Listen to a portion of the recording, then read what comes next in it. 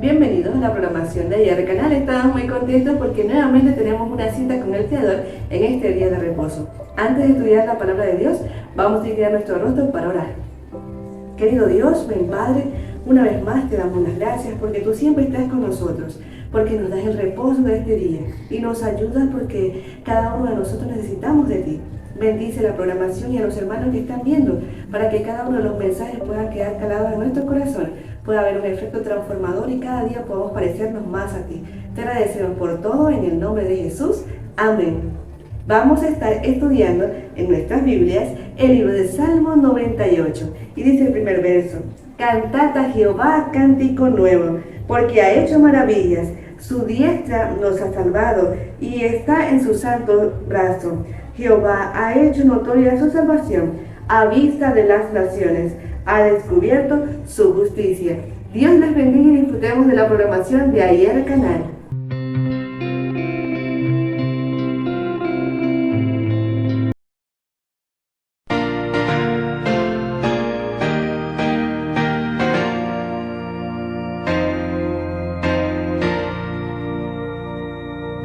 Vendrá el Señor a avisarle la hora, el día anhelado será aurora. Oh siervos de Dios, anunciad sin demora que pronto vendrá. Él vendrá.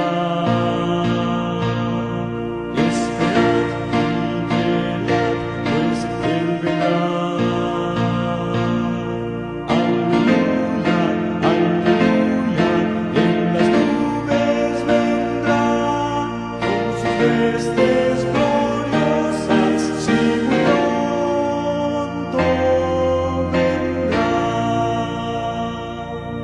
El cielo y tierra se anuncian portento de Cristo en su glorioso advenimiento. Oh pueblo de Dios, es solemne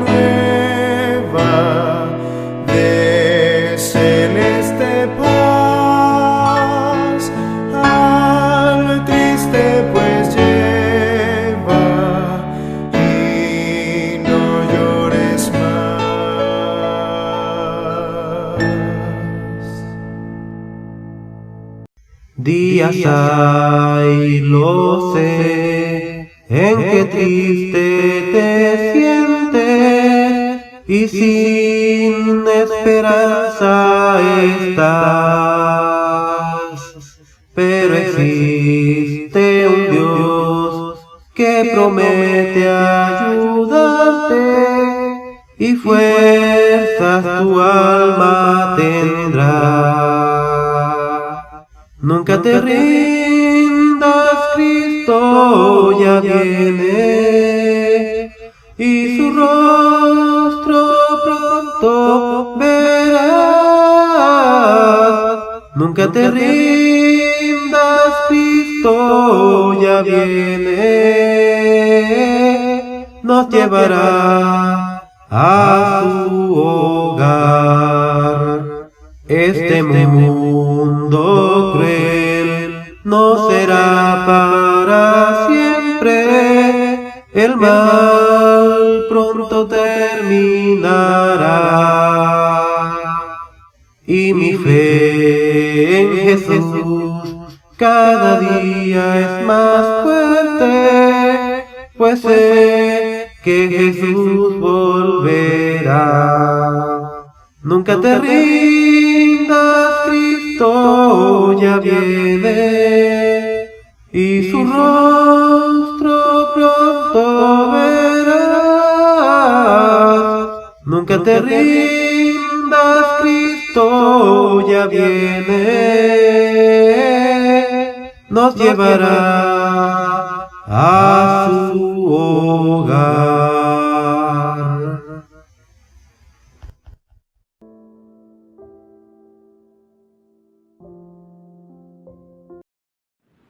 Por lo demás, hermanos, les rogamos y exhortamos en el Señor Jesús que de la manera que aprendieron de nosotros como les conviene, conducirse y agradar a Dios, así abunden más y más, porque ya saben qué instrucciones les dimos por el Señor Jesús, pues la voluntad de Dios es su santificación, que se aparten de fornicación, que cada uno de ustedes sepa tener su propia esposa en santidad y honor, no en pasión de concupiscencia, como los gentiles que no conocen a Dios. Que ninguno agravie ni engañe en nada a su hermano, porque el Señor es vengador de todo esto, como ya les hemos dicho y testificado, pues no nos ha llamado Dios a inmundicia, sino a santificación. Así que el que desecha esto, no desecha a hombre, sino a Dios, que también nos dio su Espíritu Santo. Pero acerca del amor fraternal, no tienen necesidad de que les escriba, porque ustedes mismos han aprendido de Dios que se amen unos a otros, y también lo hagan así con todos los hermanos que están por toda Macedonia. Pero les rogamos, hermanos, que abunden en ello más y más, y que procuren tener tranquilidad y ocuparse en sus negocios, y trabajar con sus manos de la manera que les hemos mandado, a fin de que se conduzcan honradamente para con los de afuera y no tengan necesidad de nada. Tampoco queremos, hermanos, que ignoren acerca de los que duermen, para que no se entristezcan como los otros que no tienen esperanza. Porque si creemos que Jesús murió y resucitó, así también traerá Dios con Jesús a todos los que durmieron en él. Por lo cual les decimos esto en palabra del Señor, que nosotros que vivimos, que habremos quedado hasta la venida del Señor, no precederemos a los que durmieron, porque el Señor mismo con voz de mando, con voz de arcángel y con trompeta de Dios, descenderá del cielo, y los muertos en Cristo resucitarán primero. Luego, nosotros los que vivimos, los que hayamos quedado, seremos arrebatados juntamente con ellos en las nubes para recibir al Señor en el aire, y así estaremos siempre con el Señor. Por tanto, aliéntense los unos a los otros con estas palabras. Informe misionero. Informe misionero, Mongolia para el sábado 1 de febrero. El ayudante del maestro. Mucha gente se agolpaba a diario frente a la casa del maestro con el fin de pedirle un consejo para resolver sus problemas. Se sentaban y esperaban a que éste los llamara para poder entrar. Cuando alguien entraba en la casa, el maestro le preguntaba: ¿cuál es tu problema? Luego escuchaba un buen rato. Después abría sus escritos sagrados y recitaba algo en lengua tibetana. Nadie entendía lo que decía, porque nadie hablaba tibetano, pero salían de allí con una cara de felicidad. El maestro no pudo decirle a Bol por qué había muerto su padre, pero Bol se quedó impresionado por él y por sus escritos sagrados. Pensó: si pudiera ayudarlo, podría pasar más tiempo con él, y sería una buena forma de librarme de ir a la escuela.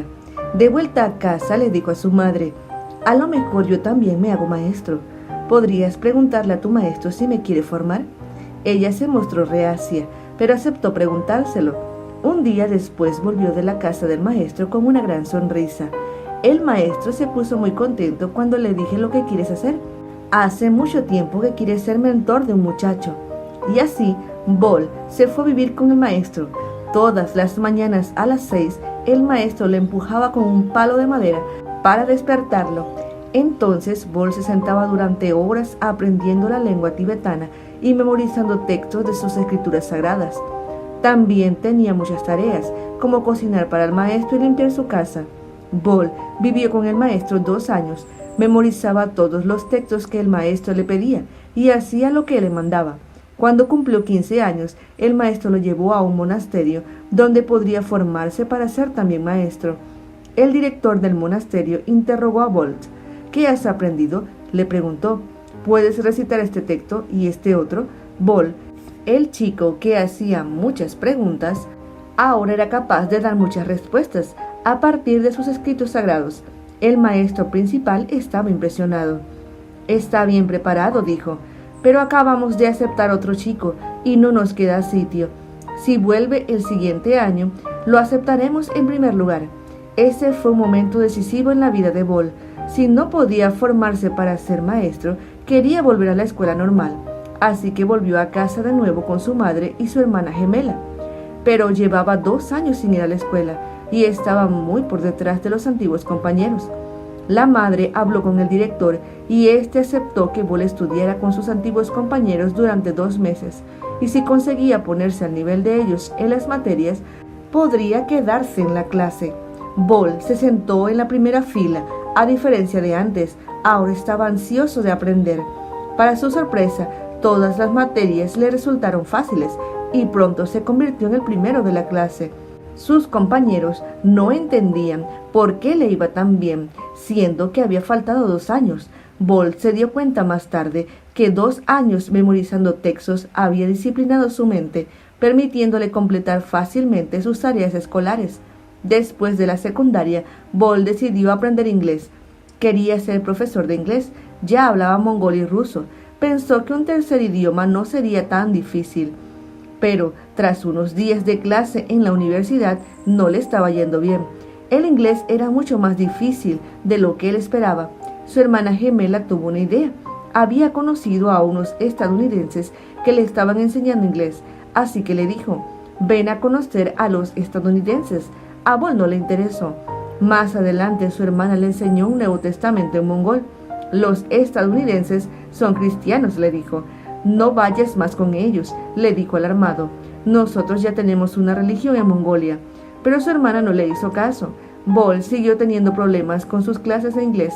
Un día, mientras repasaba, se acordó de los estadounidenses. Pensó: quizás puedan ayudarme con el inglés. Se prometió a sí mismo que si le hablaban de cristianismo, les demostraría que su religión era totalmente inaceptable para los mongoles. Le preguntó a su hermana si podía conocerlos. La hermana les habló de él, y uno de ellos le comentó: tráelo a la iglesia de nuestra casa este sábado. Oremos por la gente de Mongolia, que como Bol busca respuestas. Parte de la ofrenda del 13º sábado de este trimestre ayudará a abrir un centro de actividades para niños. Es una manera de compartir el Evangelio en Ulan Bator, Mongolia. Gracias por planificar una ofrenda generosa para este 29 de marzo.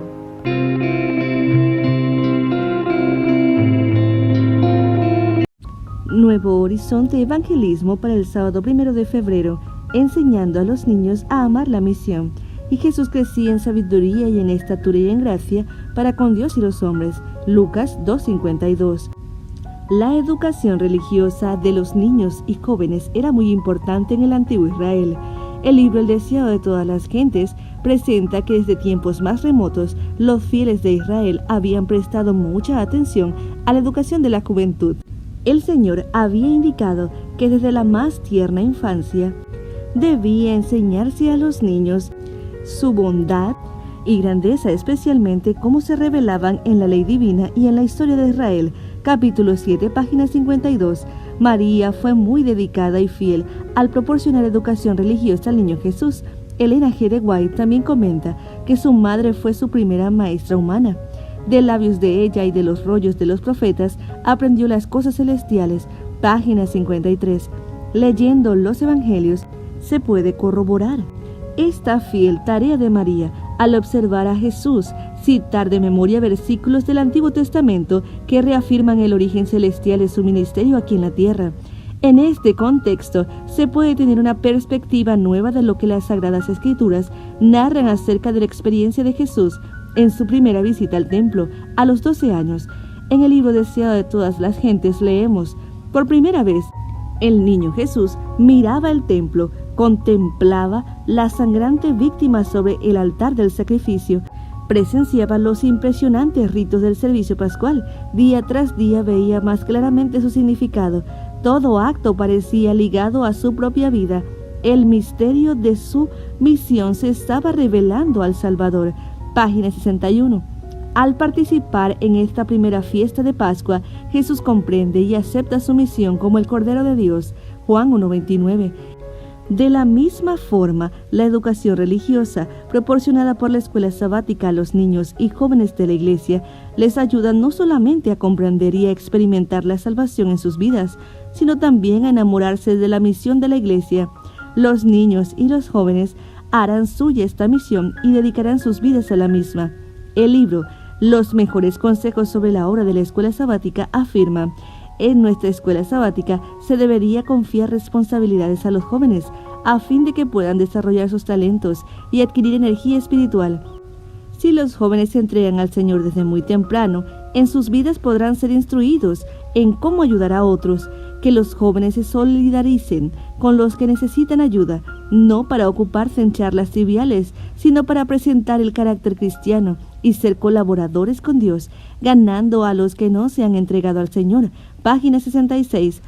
Los padres de hoy pueden ser igual que la fiel María al colaborar con la escuela sabática en la educación religiosa de sus hijos. Lección de escuela sabática.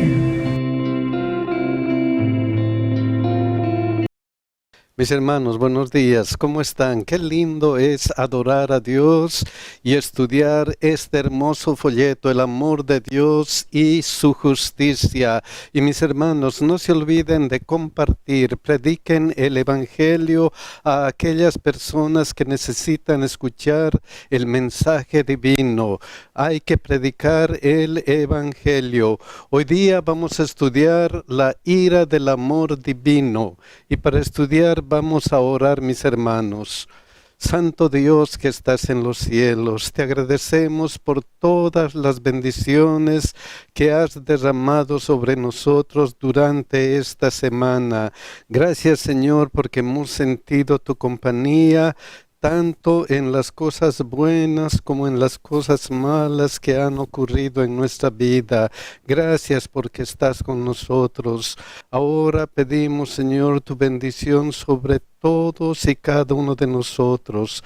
Especialmente, Señor, bendice a aquellas personas que tienen alguna necesidad y han escrito en nuestra página del internet. Cuídales, Señor, y bendíceles de acuerdo a tu voluntad.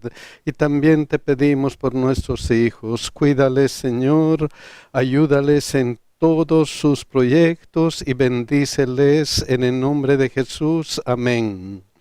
El versículo de memoria está en Salmo 78, 38. Miren qué hermoso versículo. Pero Él, misericordioso, perdonaba la maldad y no los destruía. Apartó muchas veces su ira y no despertó todo su enojo. Dios es misericordioso con cada uno de nosotros. Vamos a estudiar esta semana la ira del amor divino. Y el primer día empieza con este título, afligido por el mal.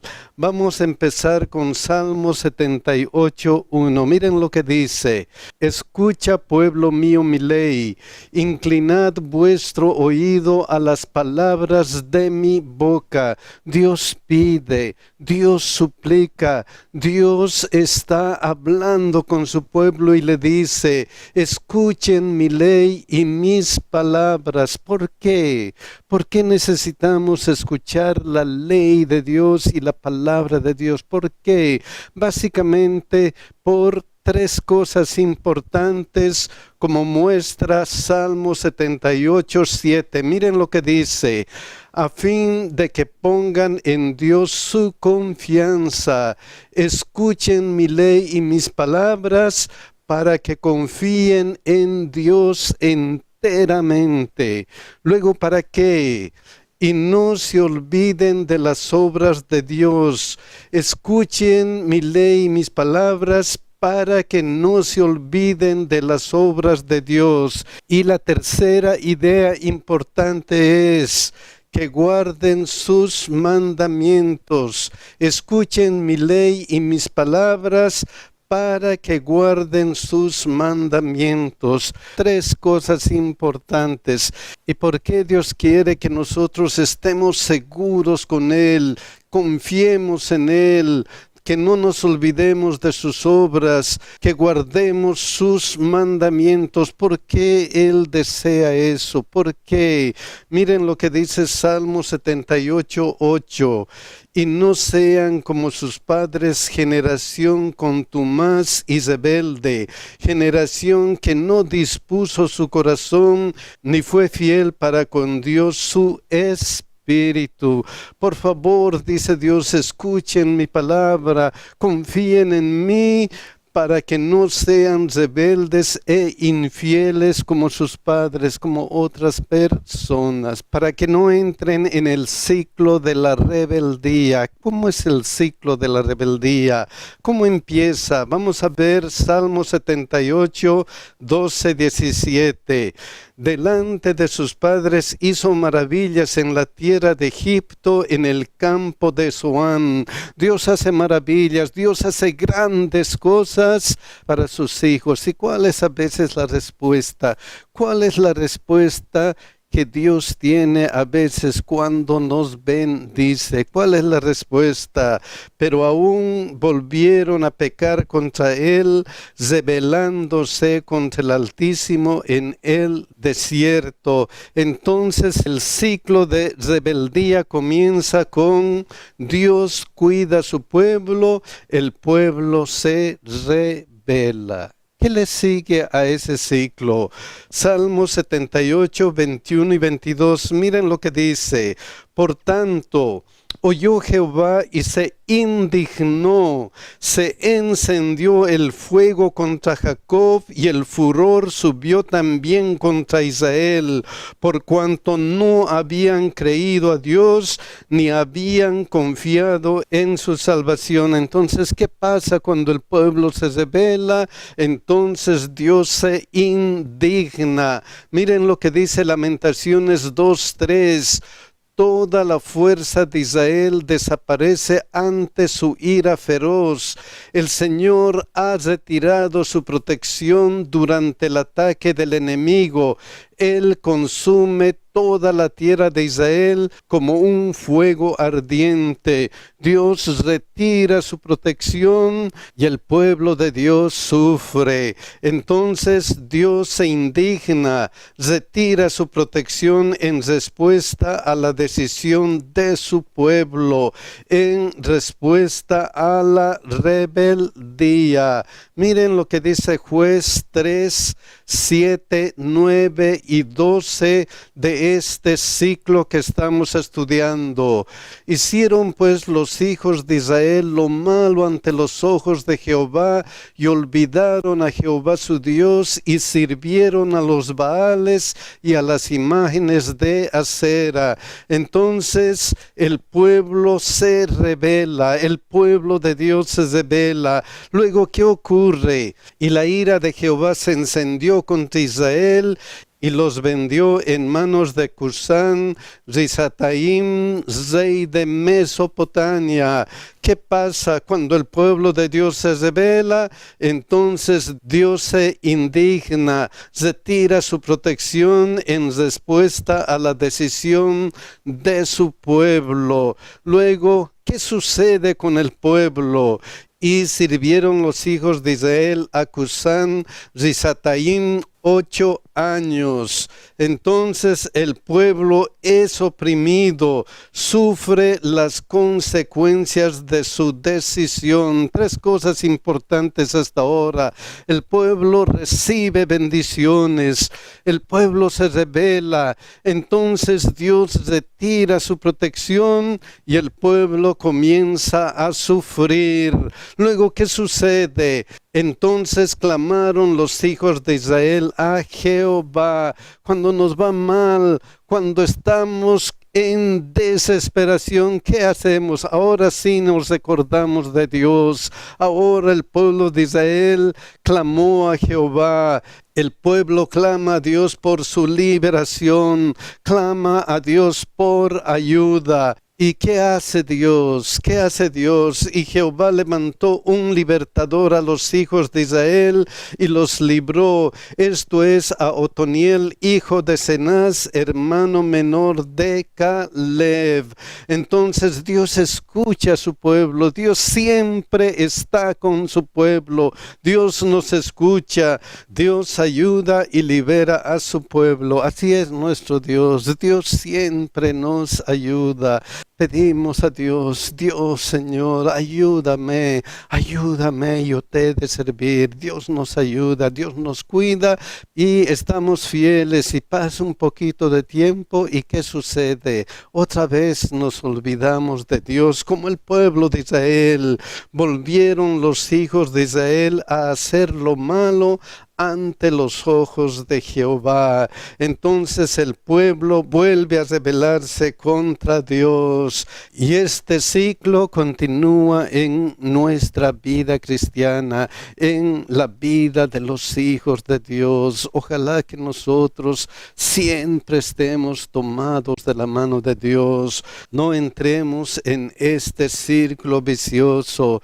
Pero lo importante de todo es Dios nos ama, Dios nos ayuda. No importa si nos rebelamos, no importa si estamos lejos de Él, si clamamos a Dios, si oramos a Dios, si pedimos ayuda a Dios, Él nos va a ayudar. Vamos a ir al segundo día, pero estamos diciendo que el ciclo de la rebeldía es que Dios cuida a su pueblo y el pueblo se rebela.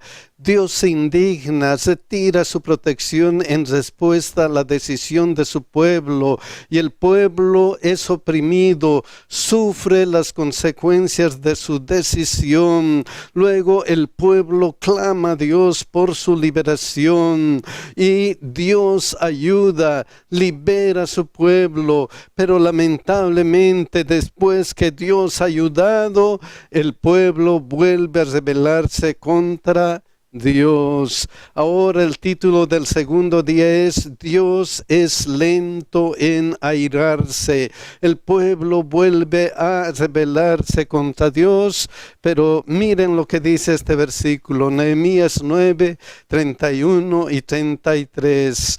Mas por tus muchas misericordias no los consumiste ni los desamparaste. Aunque tenemos este ciclo de rebeldía, por las muchas misericordias, por el gran amor que Dios tiene con nosotros, Él todavía está dispuesto a ayudarnos. ¿Por qué? porque eres Dios clemente y misericordioso. Entonces, por su gran amor, Dios es lento para airarse. Pero si Dios se aparta de nosotros y nosotros sufrimos las consecuencias de nuestras decisiones, ¿qué es lo que pasa? ¿Qué es lo que pasa con Dios? Pero tú eres justo en todo lo que ha venido sobre nosotros, porque rectamente has hecho, mas nosotros hemos hecho lo malo. Por su gran amor, Dios actúa con justicia en su interacción con su pueblo, con nosotros. Dios no nos obliga a estar fieles a Él. Podemos rebelarnos y Dios actúa con clemencia cuando nos rebelamos. Él es lento para actuar. Una ilustración de eso está en el libro de Jonás, Jonás 4, 1 al 4. Miren lo que ocurrió con él.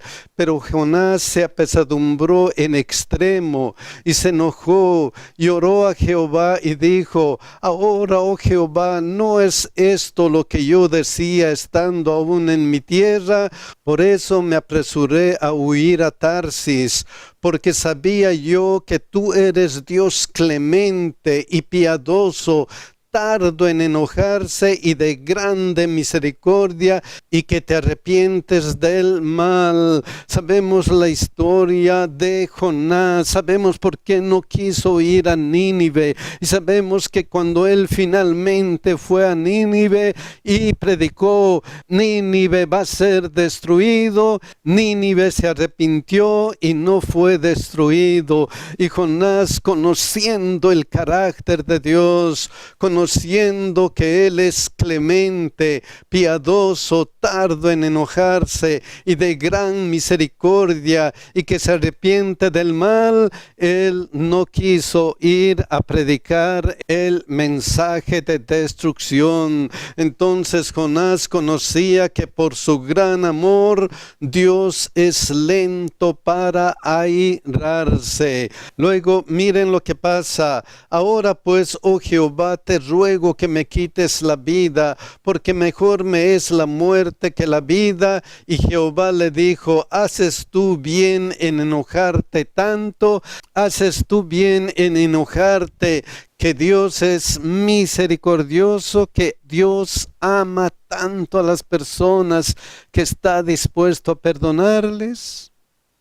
Y Jonás continuó con su enojo, y Dios tuvo que hacer algunas cosas importantes para hacer despertar a Jonás de su enojo. Continuamos con la historia y llegamos a Jonás 4, 8 y 9, y dice: y aconteció que al salir el sol, preparó Dios un recio viento solano, y el sol hirió a Jonás en la cabeza, y se desmayaba y deseaba la muerte, diciendo: mejor sería para mí la muerte que la vida. Entonces dijo Dios a Jonás: ¿tanto te enojas por la calabacera?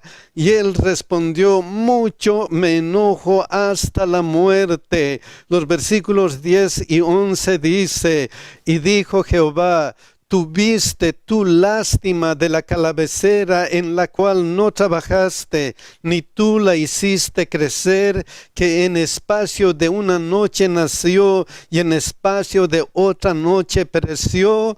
Y no tendré yo piedad de Nínive, aquella gran ciudad donde hay más de 120,000 personas que no saben discernir entre su mano derecha y su mano izquierda, y muchos animales. Oh, mis queridos hermanos, Dios enseñó a Jonás que su amor, que su misericordia es tan grande que está dispuesto a perdonar. Solamente se necesita que se arrepientan. ¿Por qué? Porque Dios está dispuesto a perdonar, porque nos ama. y nos ama tanto que miren lo que dice Romanos 3, 24 al 26. Siendo justificados gratuitamente por su gracia mediante la redención que es en Cristo Jesús, a quien Dios puso como propiciación por medio de la fe en su sangre, para manifestar su justicia a causa de haber pasado por alto en su paciencia los pecados pasados, con la mira de manifestar en este tiempo su justicia, a fin de que Él sea justo y el que justifica al que es de la fe de Jesús. Tuve piedad de Nínive, justifiqué el pecado de Nínive. ¿Por qué? Porque Dios actúa con amor. Lo que Dios hizo con Nínive, lo que Dios hace con nosotros cuando nos perdona nuestros pecados, demuestra que por su gran amor Dios actúa con justicia en su interacción con su pueblo, en su interacción con cada uno de nosotros. Vamos a pasar al tercer día. Estamos viendo que por su gran amor Dios es lento para airarse. También hemos dicho que por su gran amor Dios actúa con justicia en su interacción con su pueblo. Ahora vamos a ver el título del tercer día, que dice indignación justa. ¿Por qué Dios se indigna? ¿Por qué Dios se enoja? ¿Por qué? Por algunas cosas que vamos a ver enseguida. Primero vamos a ir a Marcos 10, 13 y 14. Miren por qué Dios se indignó en este caso.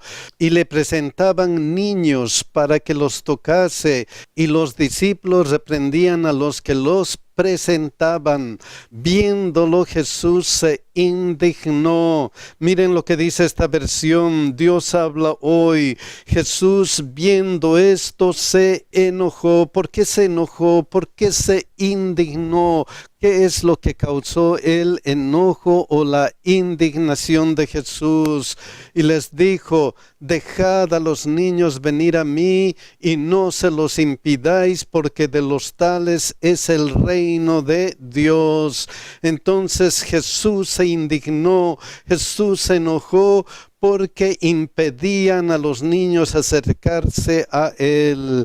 Cuando somos impedidos de acercarnos a Cristo, cuando impedimos a alguien a acercarse a Cristo, Dios se indigna. ¿Por qué más se indigna Dios? Miren este otro pasaje, Marcos 3, 4 y 5. Y les dijo: es lícito en los días de reposo hacer bien o hacer mal, salvar la vida o quitarla, pero ellos callaban. Entonces, mirándolos alrededor con enojo, entristecido por la dureza de sus corazones, dijo al hombre: extiende tu mano. Y él la extendió y la mano le fue restaurada. Entonces, ¿por qué se enojó Jesucristo? Jesús se enojó, Jesús se entristeció por la dureza de sus corazones. Cuando nuestros corazones están duros, Jesús está triste, Jesús se indigna porque no queremos aceptar su gran amor, su salvación. Otra cosa por lo que Jesús se enojó, Mateo 21, 12 y 13. Y entró Jesús en el templo de Dios y echó fuera a todos los que vendían y compraban en el templo, y volcó las mesas de los cambistas y las sillas de los que vendían palomas, y les dijo: escrito está, mi casa, casa de oración será llamada, mas vosotros la habéis hecho cueva de ladrones.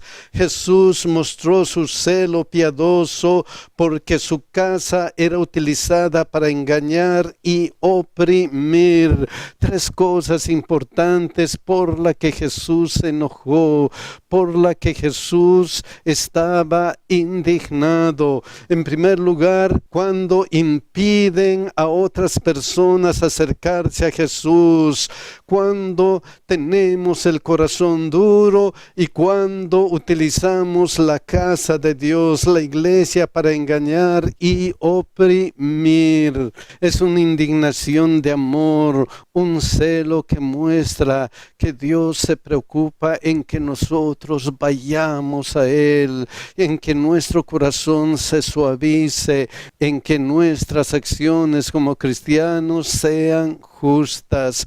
Vamos a pasar al 4º día. Hasta ahora hemos estudiado que Dios cuida a su pueblo y el pueblo se rebela, que Dios se indigna, retira su protección en respuesta a la decisión de su pueblo, que el pueblo es oprimido, sufre las consecuencias de su decisión, que el pueblo clama a Dios por su liberación, clama a Dios por ayuda, que Dios ayuda, que libera a su pueblo, pero que el pueblo vuelve a rebelarse contra Dios. El 4º día titula Dios no se complace en afligir. Vamos a ver Lamentaciones 3, 32 y 33. Miren lo que dice esta parte: porque no aflige ni entristece voluntariamente a los hijos de los hombres. ¿Qué hace Dios? No aflige ni entristece voluntariamente. Miren lo que dice esta versión: Dios habla hoy. Realmente no le agrada afligir ni causar dolor a los hombres. Cuando las personas se rebelan, a Dios no le agrada que el hombre sufra por las consecuencias de su decisión.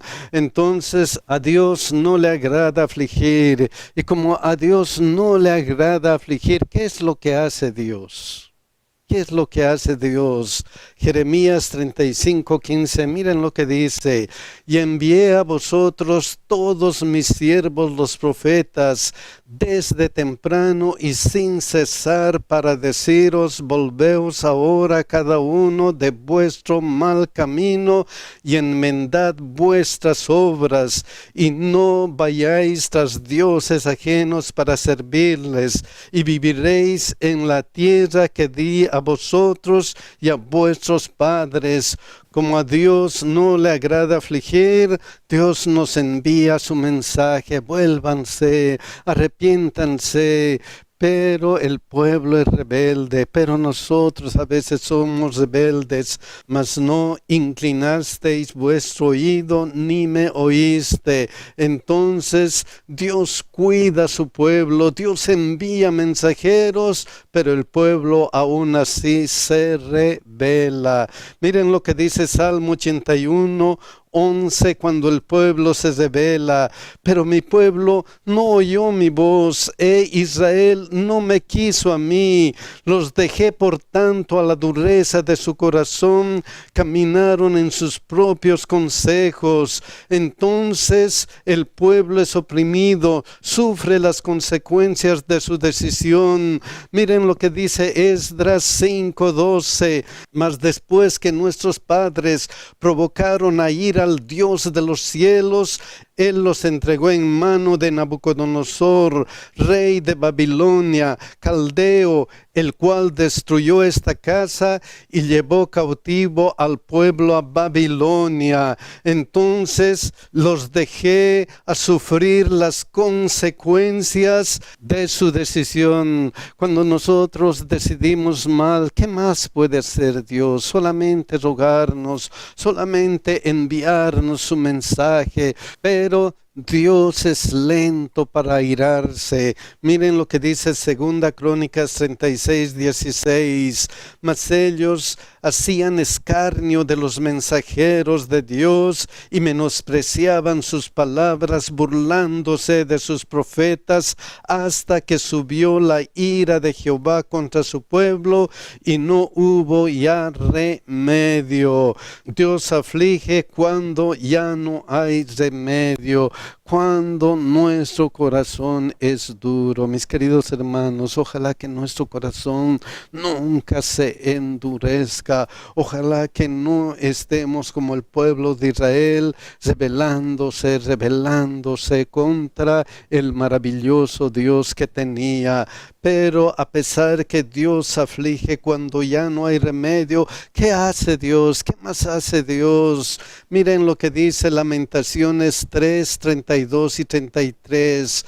Antes, si aflige, también se compadece según la multitud de sus misericordias. Esta versión, aunque hace sufrir, también se compadece porque su amor es inmenso. A pesar de todo, Dios está con nosotros.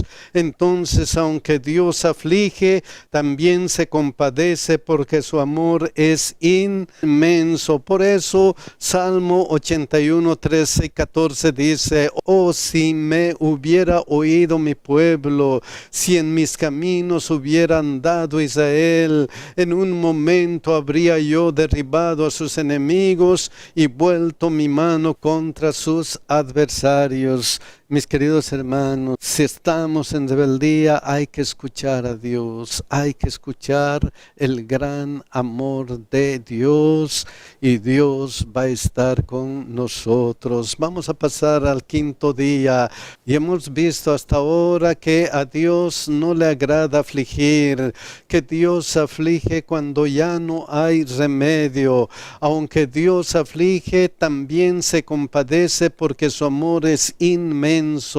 Ahora vamos a ver cómo mostrar compasión. Para eso vamos a ir a Romanos 12, 17 al 19. Miren lo que dice: no paguéis a nadie mal por mal. Miren lo que dice Proverbios 20, 22. No digas, yo me vengaré. Entonces Dios nos pide: no paguen mal por mal, no digan, yo me vengaré. Cuando me sucede algo malo, cuando alguien hace algo malo con nosotros. ¿Por qué?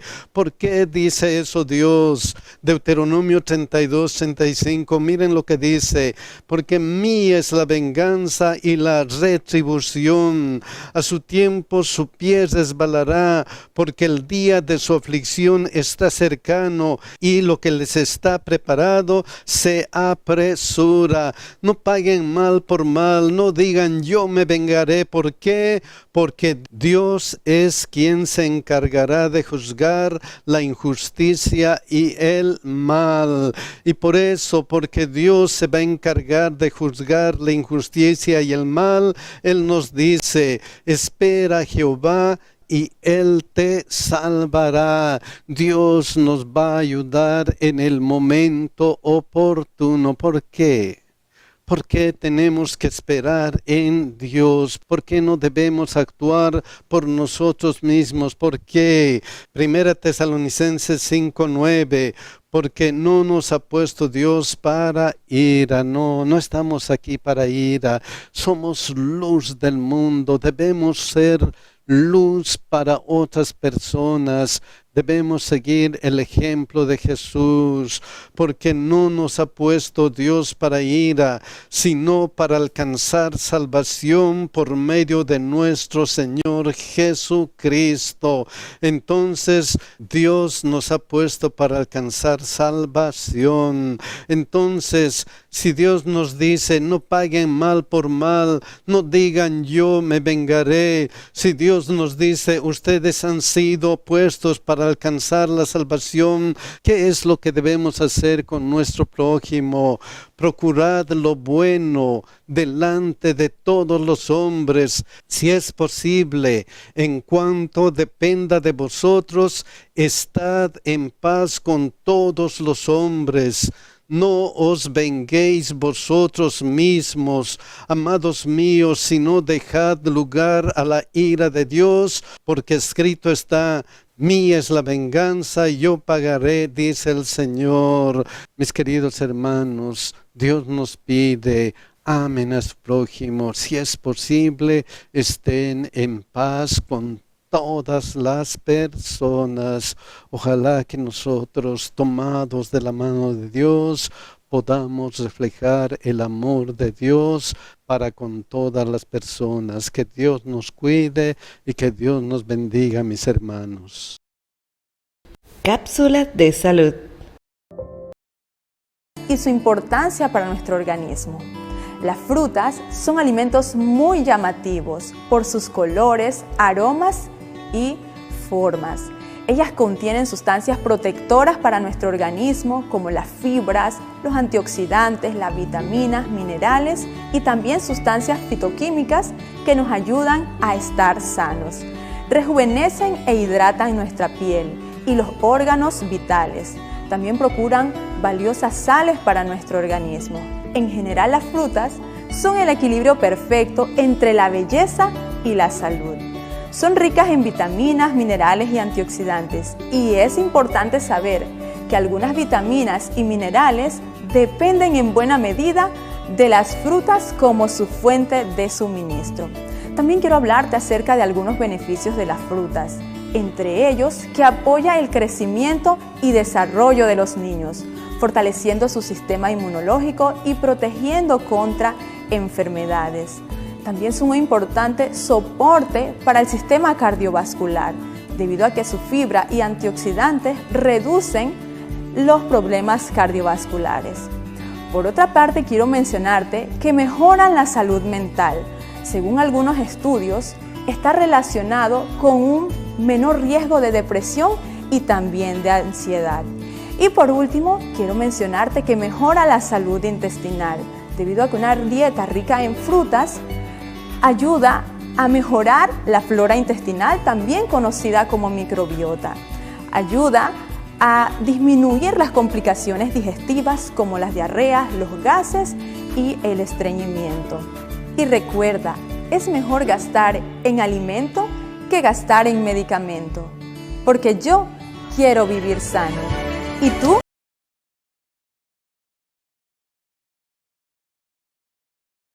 Quiero que la obra siga para adelante porque ya queremos ver a Cristo. Bueno, yo llegaba de visita a la iglesia, entonces ahí lo conocí en la iglesia sección 40 de Cárdenas 2 y empecé a acompañarlo a dar estudios bíblicos. Ya juntos comenzamos a ver las maravillas de Dios también, porque la verdad nunca he sido infiel con el Señor. Siempre los diezmos y la ofrenda, pero con un 5% nada más. Quisimos cambiar el método de la fidelidad a partir del día 2 de marzo, que fuimos a la capacitación de mayordomía en el campamento Olmeca. Estuvo de invitado el pastor Lemuel y a través de su mensaje, primeramente por la obra del Espíritu Santo, tocó el corazón de nosotros hicimos esa promesa de dar el 10 propósito. Y el 10. En primer lugar, ella me dijo, ¿sabes qué? ¿Por qué no hacemos esto así?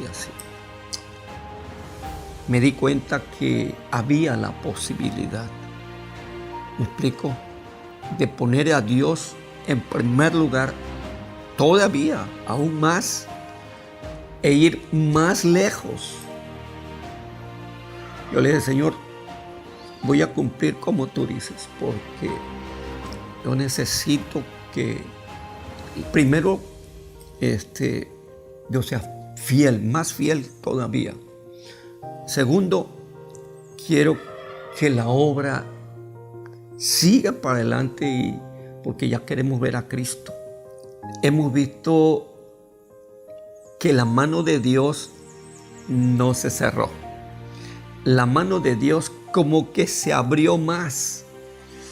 Y hoy nosotros sinceramente podemos alabar con todo el corazón a nuestro Dios, porque nada mengua, al contrario, como que más aumenta. E independientemente de eso, estamos pensando, ¿verdad?, en que en un momento dado vamos a construir también la iglesia y de ahí también yo estoy seguro que vamos a sacar para también a completar pues para la construcción. Dios ha bendecido de una manera excelente porque Él me dijo, ¿será que demos el 10? Le digo, aviéntate, porque Dios nunca nos ha dejado solos. Tú mismo me has dicho que hay que tener fe, pues vamos a tenerla. Le digo, estos son los momentos en los que uno tiene que pasar la prueba. Y hasta ahora nunca ha faltado la comida en mi hogar. Y siempre tenemos un colchoncito ahí para darle a aquel que llega a la iglesia o que vemos el que tiene necesidad. Pues vamos a visitar a un enfermo, vamos a visitar a un hermano que tiene escasez económica y pues hasta damos de lo que Dios nos da. Muchas veces hablamos de fe y en el momento que nos quedamos sin ni un peso, dudamos. A veces hasta transgredimos el sábado por ir a trabajar, porque si no trabajo, no como. Es lo que muchas veces escuchamos, incluso con los hermanos. El Señor sabe mi necesidad y eso no debe de ser. Debemos de poner siempre en primer lugar a Dios. Así es como dice la hermana Elena, aunque se desplomen los cielos. Y una de las cosas que nosotros debemos de tener en mente es Gedeón. Gedeón probó a Dios y Dios le dio lo que él dijo. Probemos a Dios, digámosles qué es lo que necesitamos, pero nosotros también hagamos la parte que nos corresponde, el estudio de la Biblia y la oración. Buscar a Dios todos los días. Jesús está con nosotros. Y muchas veces pensamos que Dios es un Dios limosnero y Dios no es un Dios limosnero. Dios es el dueño de todo. Nuestra vida está en sus manos y muchas veces tenemos miedo de darlo porque pensamos que nos vamos a quedar sin nada. No, eso nunca va a pasar siempre que nosotros pongamos en primer lugar a Dios.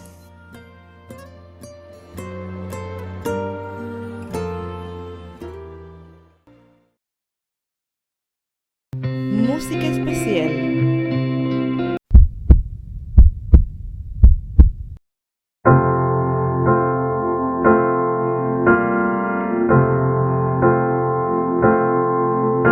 No sé por qué, Señor, me escogiste como tu hijo.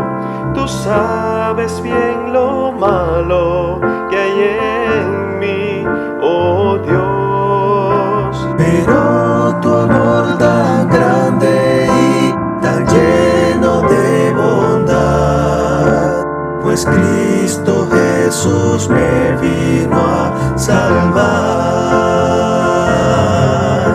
Señor, ayúdame a hacer lo que debo ser.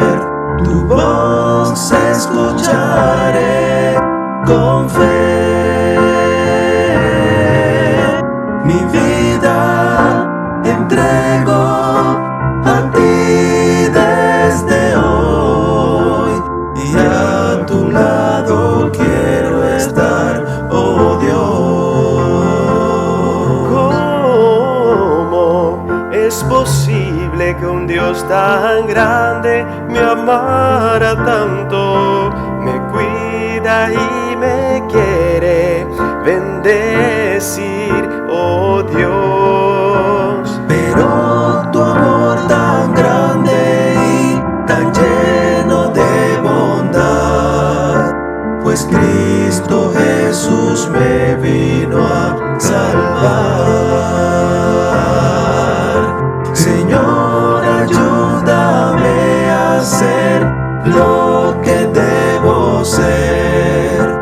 Tu voz escucharé con fe. Mi vida entrego a ti desde hoy y a tu lado quiero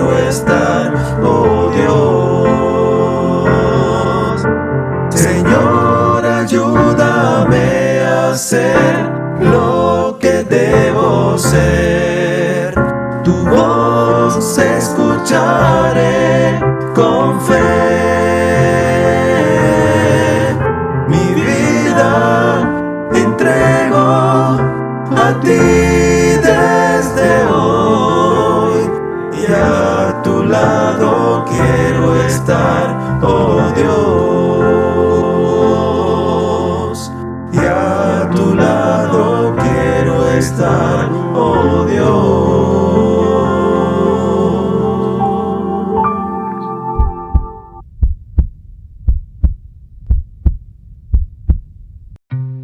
Salmo 102, verso 1. Jehová, escucha mi oración y llegue a ti mi clamor. Ha llegado el momento de escuchar el mensaje por el pastor Andrés Portes.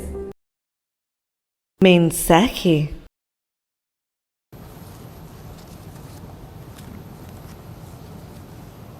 Hay un pensamiento de la palabra de Dios en el libro de Génesis,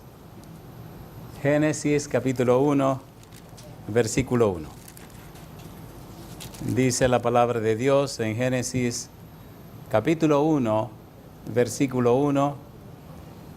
En el principio creó Dios los cielos y la tierra.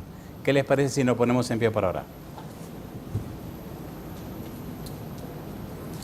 Querido Padre Celestial, le damos gracias por estar con nosotros en este lugar. Le damos gracias por la compañía de los ángeles, la presencia y dirección del Espíritu Santo. Le agradecemos, Señor, por darnos a Cristo Jesús. Gracias por los amigos y amigas, hermanos y hermanas presentes, pero también gracias, Dios, por todos aquellos y aquellas que nos siguen en cualquier lugar del mundo. En esta hora le rogamos que el Espíritu Santo nos traiga palabra de vida para la vida eterna. Que no recibamos palabra de hombre, pero la palabra de Jehová que vive y permanece para siempre. Señor, prepárenos para estar en el Espíritu y conocer, comprender y entender las cosas espirituales. En sus manos nos entregamos, Padre, en el nombre de Jesús. Amén, Señor. Amén. Estamos trabajando con una miniserie que hemos titulado El Espíritu Santo en la Trinidad. Hemos dicho que la palabra Trinidad no aparece en la Biblia porque es una palabra del latín. Sin embargo, aunque la Biblia se escribió en hebreo, una parte en arameo, y la otra parte, la parte del Nuevo Testamento en griego koiné, la palabra deidad significa divinidad. El Espíritu es parte de la deidad. El Espíritu es un ser divino como el Padre y como el Hijo. Forma parte del equipo Elohim. El Padre, el Hijo y el Espíritu Santo son el equipo conocido como Elohim. Cuando usted lee Génesis capítulo 1, versículo 1, dice: en el principio creó Elohim los cielos y la tierra. Y en el versículo 2, la palabra de Dios dice: y la tierra estaba desadornada y vacía, y las tinieblas estaban sobre la faz del abismo, y añade: y el Espíritu de Dios se movía sobre la faz de las aguas. Ruach Elohim. Cuando leemos el libro de Génesis, cuando leemos la Biblia, descubrimos que solo hay 3 personas en toda la Biblia que llevan este apellido Elohim. Encontramos a Ruach Elohim, Génesis capítulo 1, versículo 2. En Génesis 41, versículo 38, aparece otra vez el término Ruach Elohim o el Espíritu de Elohim. En Éxodo capítulo 31, versículo 3, el término aparece nuevamente cuando Dios le dice a Moisés acerca de Bezalel: y lo he llenado del Espíritu de Elohim en sabiduría y en inteligencia, en ciencia y en todo arte. Dejar de lado la Biblia ha llevado a las personas a cada vez convertirse en más religiosas, pero menos cristianas. Tristemente, hoy nos encontramos en un mundo llamado cristiano que se ha enfatizado y enfocado mucho en la religiosidad.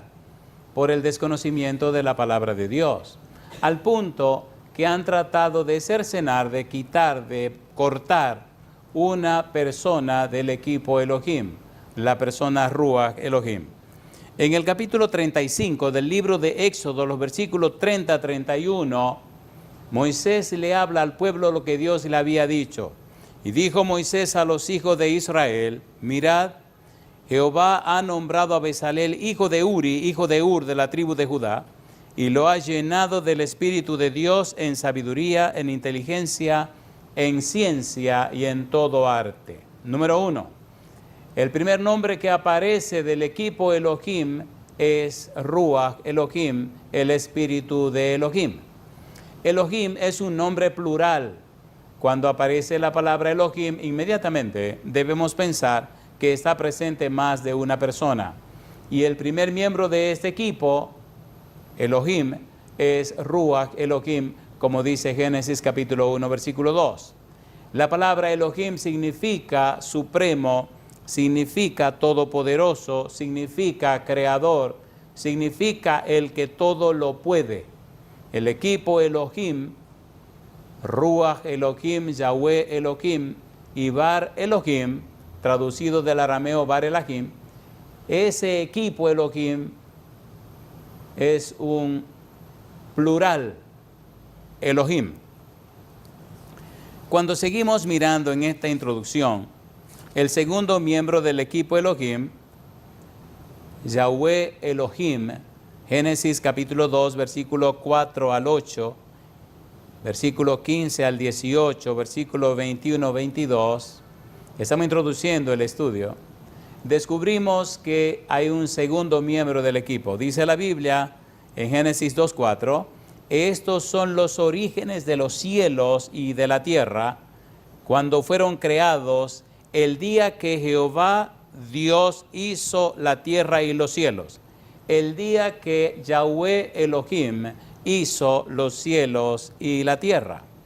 Más adelante en el versículo 5 aparece otra vez el término Jehová Dios y se repite en el versículo 7 cuando dice: entonces Jehová Dios formó al hombre del polvo de la tierra y sopló en su nariz aliento de vida y fue el hombre un ser viviente.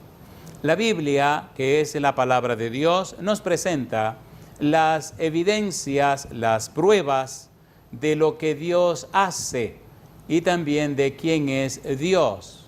En este caso, estamos hablando de Elohim. En el versículo 8 dice: y Jehová Dios plantó un huerto en Edén, al oriente, y puso allí al hombre que había formado.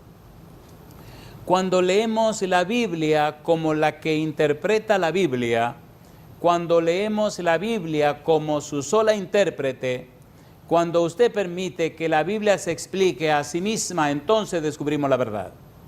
¿Cuál es la verdad? La verdad es que Dios es la verdad. Yo digo, alabado sea el nombre de Dios. La palabra de Dios es verdad. El Espíritu Santo es la verdad. Jesús es la verdad. Y yo digo, alabado sea el nombre del Señor. ¿Por qué esto es tan importante? Cuando usted va por diferentes lugares, descubre que hoy hay una fiebre espantosa, criminal y dolorosa en los grupos denominados religiosos. Algo, me atrevo a decir que el mismo diablo se ha levantado para atacar la persona y la obra del Espíritu Santo. Ahora, le hago una pregunta. En el libro de San Juan, capítulo 16, versículo número 8, ¿qué dijo el Señor Jesús? San Juan, capítulo 16, versículo 8. ¿Quién es que se encarga de convencer de pecado, de justicia y de juicio? Dice la Biblia, San Juan 16, versículo 8, el Señor Jesús, y cuando Él venga, ¿qué cosa? Convencerá al mundo de pecado, de justicia y de juicio. Ruach Elohim, y ahora estamos viendo a Yahweh Elohim. En el capítulo número 2, versículo 18 hasta el versículo 22, encontramos que se repite una y otra vez Yahweh Elohim. Por ejemplo, en el 18 dice: y dijo Jehová Dios, no es bueno que el hombre esté solo, le haré ayuda idónea para él. Versículo 21, entonces Jehová Dios hizo caer sueño profundo sobre Adán, y mientras éste dormía, tomó una de sus costillas y cerró la carne en su lugar, y de la costilla que Jehová Dios tomó del hombre, hizo una mujer y la trajo al hombre. Rúa Elohim, Yahweh Elohim. Nos falta un miembro del equipo Elohim. ¿Cuál es el miembro que falta? En el libro de Daniel capítulo 3 versículo 25 la Biblia dice, y él dijo, he aquí yo veo 4 varones sueltos que se pasean en medio del fuego sin sufrir ningún daño. Y el aspecto del cuarto es semejante a hijo de los dioses. En arameo, Bar Elahim, traducido al hebreo, Bar Elohim. Entonces tenemos Rúa Elohim, Yahweh Elohim y Bar Elohim, el Padre, el Hijo y el Espíritu Santo, o el Espíritu Santo, el Padre y el Hijo. Es bueno tener eso claro y en mente, porque cuando usted investiga la Biblia, descubre esos 3 personajes guiando y dirigiendo todo en la Biblia. Ahora vamos a trabajar. Cuando vamos al libro de Daniel, encontramos en el libro de Daniel la presencia de Ruach Elohim, la presencia de Yahweh Elohim y la presencia de Bar Elohim. ¿Por qué estamos presentando estos textos? Recuerde, siempre usamos el método bíblico, gramático, descriptivo. ¿Qué van a tomar en cuenta cuando el Señor Jesús venga? La Biblia. ¿Qué es la Biblia? Es la palabra de Dios a través de las palabras humanas. Usted puede pensar, puede hablar, puede decir, pero el secreto está en la palabra de Dios. Yo digo, alabado sea el nombre de Dios. Cuando usted estudia la vida de Jesús, Jesús decía, escrito está. Cuando estudia a Pedro, a Pablo, a los apóstoles, siempre se refieren o hacen referencia a la palabra de Dios. No es cuestión de argumentación, no es cuestión de opiniones o ideas, es cuestión de la palabra de Dios.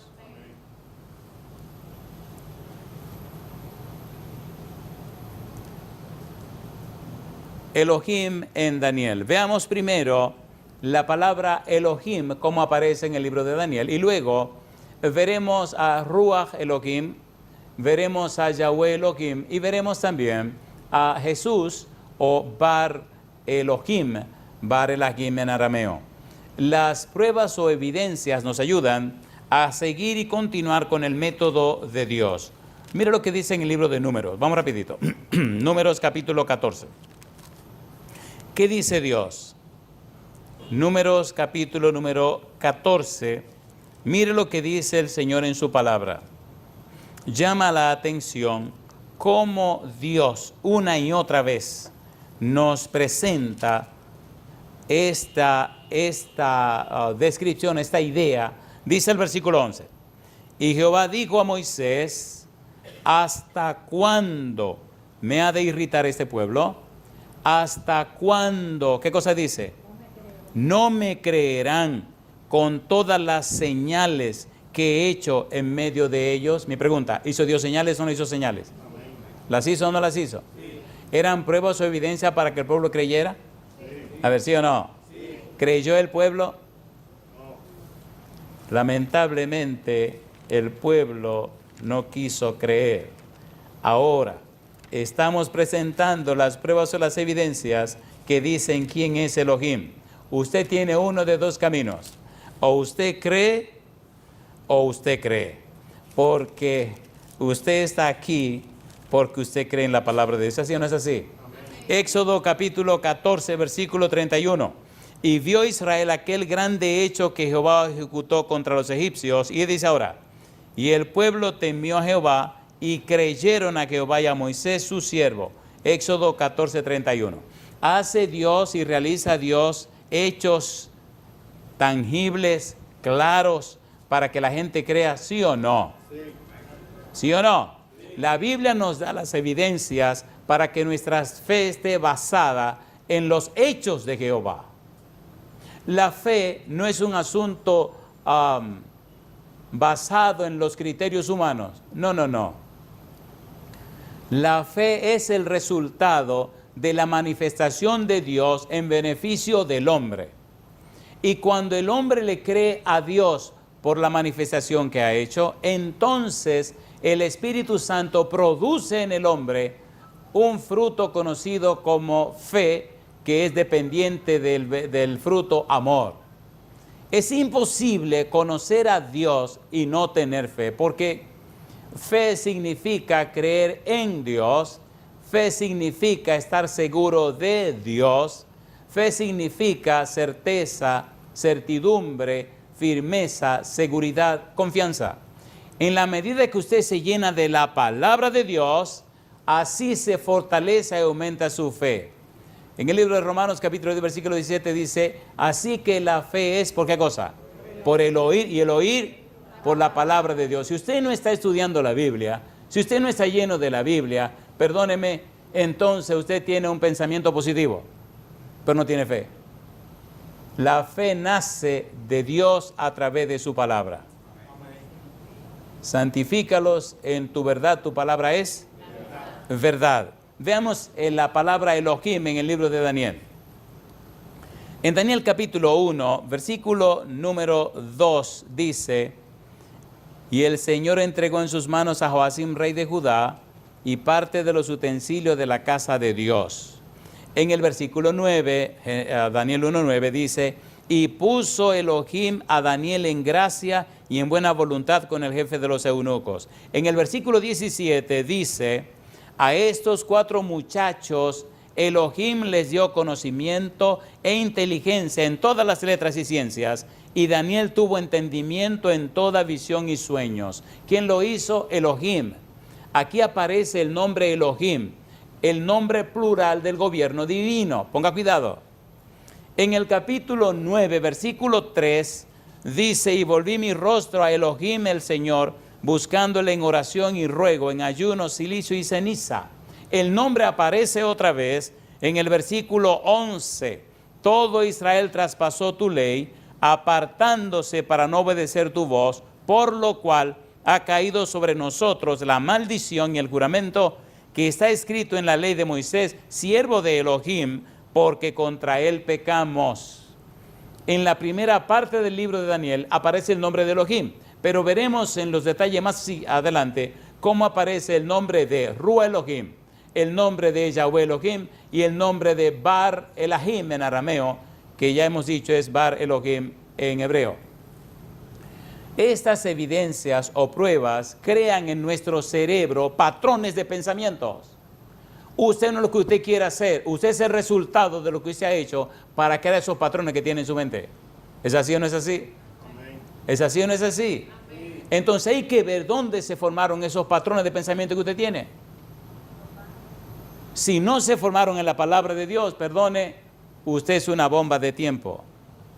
En el versículo 17, ahora pues, Elohim nuestro, oye la oración de tu siervo.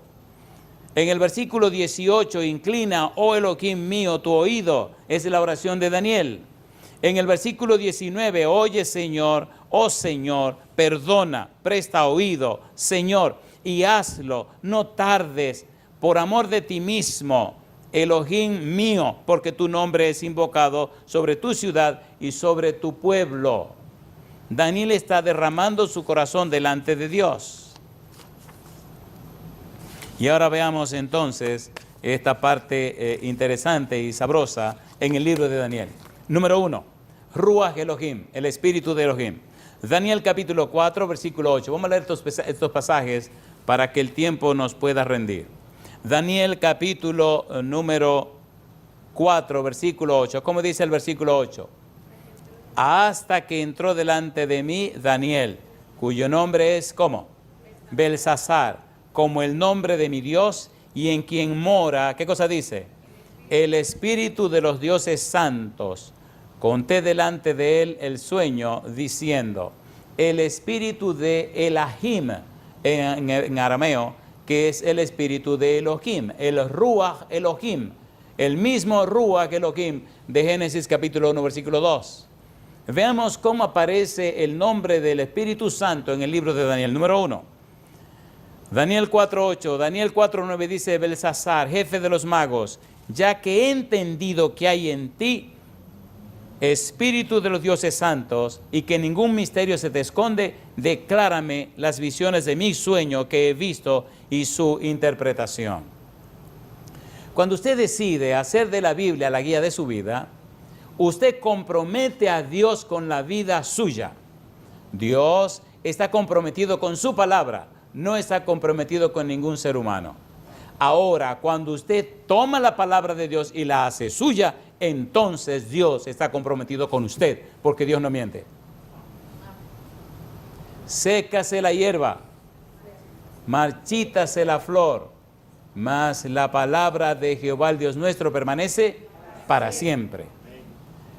Escudriñad las Escrituras, porque a vosotros parece que en ella tenéis la vida eterna. Ella dan testimonio de mí. Si usted se llena de la palabra de Dios, si usted se envuelve con la palabra de Dios, si usted se sumerge en la palabra de Dios, está comprometiendo a Dios a que haga las cosas en la vida suya. ¿Miente Dios? ¿Miente Dios? ¿Miente Dios? Dios no miente, y la Biblia lo muestra y lo demuestra. Necesitamos volver a la Biblia.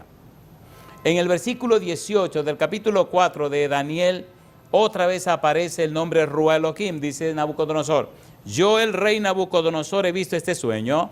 Tú, pues, Belsasar, dirás la interpretación de él, porque todos los sabios de mi reino no han podido mostrarme su interpretación, mas tú puedes, porque mora en ti el espíritu de los dioses santos, el espíritu de Elohim, el espíritu de Elahim en arameo. ¿Por qué dice dioses santos? Porque es un plural.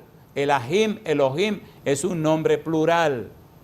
Nos dice que el gobierno divino está conformado por Ruach Elohim, Yahweh Elohim y Bar Elohim. Pudiéramos decir, está conformado por el Espíritu Santo, el Padre y el Hijo. En el capítulo 5 de Daniel, los versículos 11 al 14, se repite otra vez la frase Ruach Elohim. Versículo 11: en tu reino hay un hombre en el cual mora el espíritu de los dioses santos. Versículo número 13: entonces Daniel fue traído al rey, delante del rey, y dijo el rey a Daniel: ¿eres tú aquel Daniel de los hijos de la cautividad de Judá, que mi padre trajo de Judea? Yo he oído de ti que el espíritu de los dioses santos está en ti, y que en ti se halló luz, entendimiento y mayor sabiduría. En el capítulo 6, versículo 3 de Daniel dice: pero Daniel mismo era superior a estos sátrapas y gobernadores, porque había en él, ¿qué cosa dice? Un espíritu superior. ¿Quién estaba en Daniel? Estaba Ruach Elohim. ¿Dónde está Yahweh Elohim en el libro de Daniel? Daniel capítulo 9, versículo 4. En Daniel 9, 4, versículo 9, versículo 10, versículo 13, versículo 14, versículo 20. Estoy dando todos los versículos porque esto se está grabando y usted puede sentarse otra vez yendo a la página La Voz del Consolador Oficial, canal de YouTube, y puede otra vez repasar lo que estamos diciendo. Hay 5 cosas que deberíamos ver de Elohim. Número 1, el significado de Elohim. Número 2, Elohim en Daniel. Número 3, Elohim creador. Número 4, Elohim en su trono. Número 5, los miembros de la deidad. Y finalmente, lo que significa uno es. ¿Por qué dice que Elohim es uno? ¿Qué significa uno? ¿Cuál es el valor de esa palabra? Es un estudio para más adelante. Veamos ahora a Yahweh Elohim. Capítulo 9, Daniel, versículo número 4. Y oré a Jehová mi Dios e hice confesión diciendo: ahora, Señor Dios grande, digno de ser temido, que guardas el pacto y la misericordia con los que te aman y guardan tus mandamientos. Jehová mi Dios, Yahweh Elohim. Versículo 9. De Jehová nuestro Dios es el tener misericordia y el perdonar. Yahweh Elohim otra vez. Versículo 10. Y no obedecimos a la voz de Jehová nuestro Dios. No obedecimos a la voz de Yahweh Elohim. Mire que ya vimos el Espíritu Santo, Ruach Elohim. Ahora cambia el nombre y ponen otro nombre distinto a Ruach Elohim. Ahora es Yahweh Elohim. Versículo 13. conforme está escrito en la ley de Moisés, todo este mal vino sobre nosotros y no hemos implorado el favor de Jehová nuestro Dios, Yahweh Elohim. Versículo 14, por tanto, Jehová veló sobre el mal y lo trajo sobre nosotros, porque justo es Jehová nuestro Dios en todas sus obras que ha hecho. La Biblia una y otra y otra y otra y otra vez pone las cosas en claro y define los términos. Yahweh Elohim. Versículo 20. Aún estaba hablando y orando y confesando mi pecado y el pecado de mi pueblo Israel, y derramaba mi ruego delante de Jehová mi Dios por el monte santo de mi Dios. Yahweh Elohim. Número 2. Número 3, ya leímos en Daniel capítulo 3, versículo 25, cuando dice, y él dijo, he aquí yo veo 4 varones sueltos que se pasean en medio del fuego sin sufrir ningún daño, y el aspecto de los 4 semejante, como dice, a hijo de los dioses, Bar Elahim, y en hebreo Bar Elohim. Mi pregunta, ¿presenta la Biblia evidencias acerca de la persona del Espíritu Santo? Sí. ¿La persona del Padre? Sí.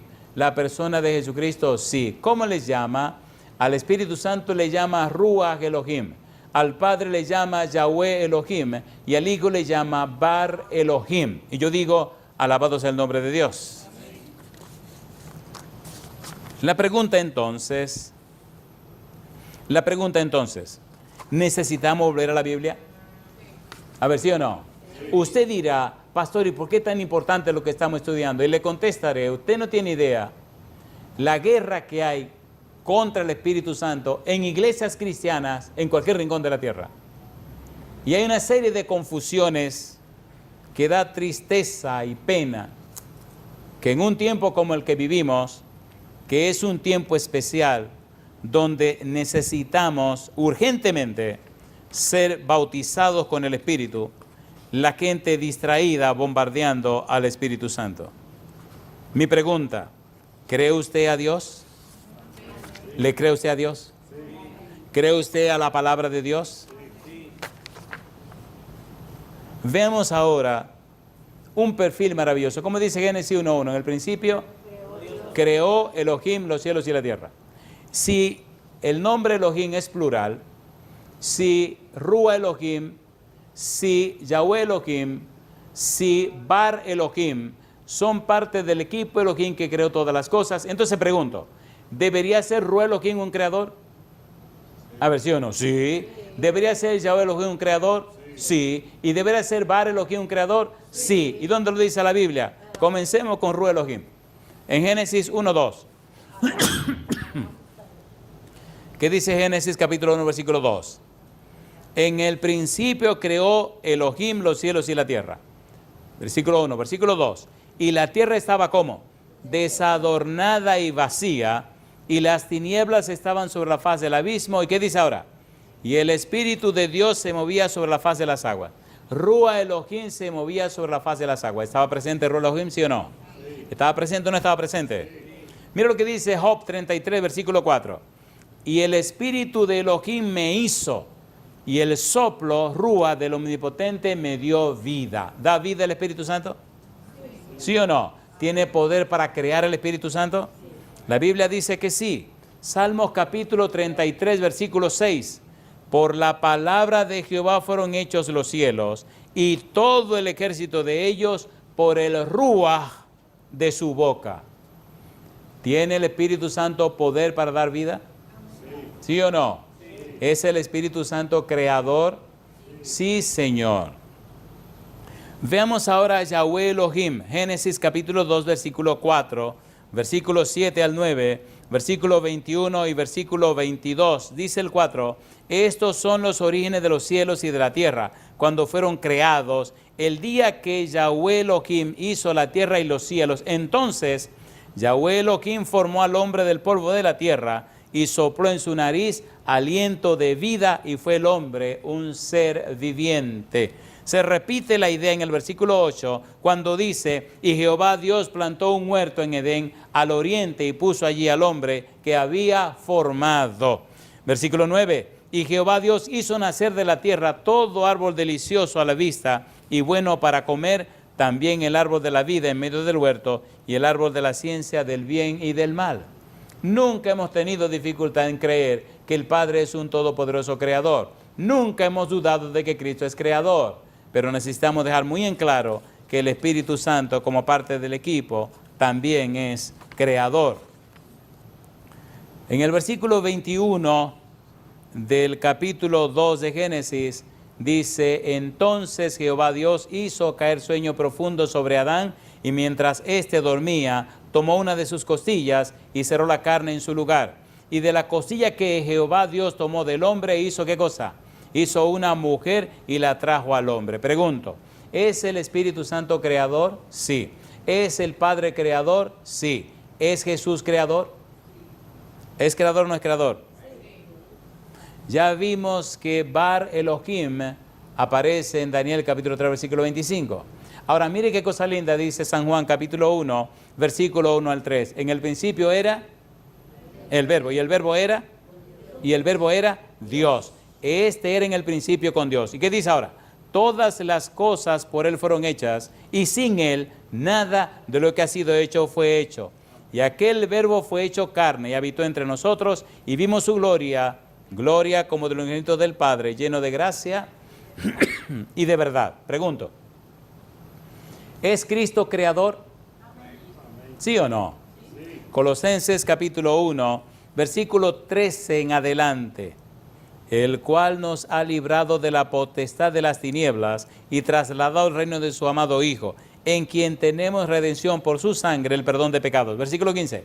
Él es la imagen del Dios invisible, el primogénito de toda creación, porque en Él fueron creadas todas las cosas, las que hay en los cielos y las que hay en la tierra, visibles e invisibles, sean tronos, sean principados, sean potestades, todo fue creado por medio de Él y para Él, y Él es antes de todas las cosas, y todas las cosas en Él subsisten. Le pregunto, ¿es Jesucristo creador, sí o no? Sí. En San Juan capítulo 11, versículo 17, 25, 26, 43 al 45, el Señor Jesús se presenta después que Lázaro había muerto. Versículo 17, vino pues Jesús y halló que hacía ya 4 días que Lázaro estaba muerto. ¿Qué le queda a una persona de 4 días de muerta? Si no lo tienen en una morgue, si lo tienen en una cueva o lo tienen en un lugar cualquiera, ¿qué le pasa a ese cuerpo? Se descompone. ¿Y cuál es el cuadro que presenta un cuerpo de una persona muerta en una tumba? ¿Se pone feo o no se pone feo? ¿Se pone feo o no se pone feo? Salen unos gusanos muy extraños, ¿verdad? Hay una historia que nunca puedo olvidar. En Puerto Plata, trabajaba en el cementerio un hermano de la iglesia. Y era un hermano muy expresivo. Y uno de sus trabajos era esas sepulturas viejas, tenía que, ya se le acababa el tiempo a la persona, pues sacaban las cajas, abrían las cajas, sacaban los muertos y él tenía que picarlo como si estuviera picando palo seco y echarlo en un saco y echarlo en una fosa común. Él era chiquitito y él ya era un deporte para él porque ese era su trabajo.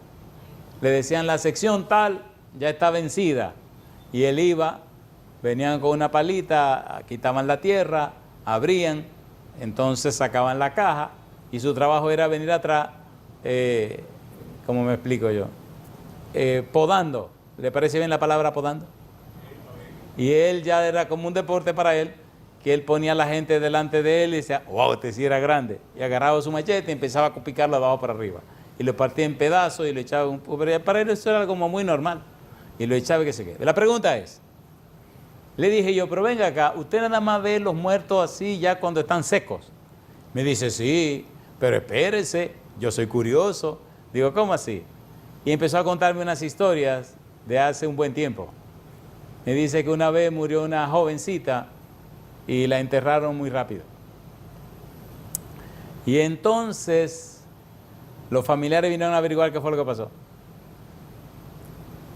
Y cuando abrieron, ya habían pasado 4 días o más, y sacaron la caja de un nicho, vieron cosas que no debían ser, Si usted es chismoso, siga usted con su chisme, yo no voy a decir lo siguiente.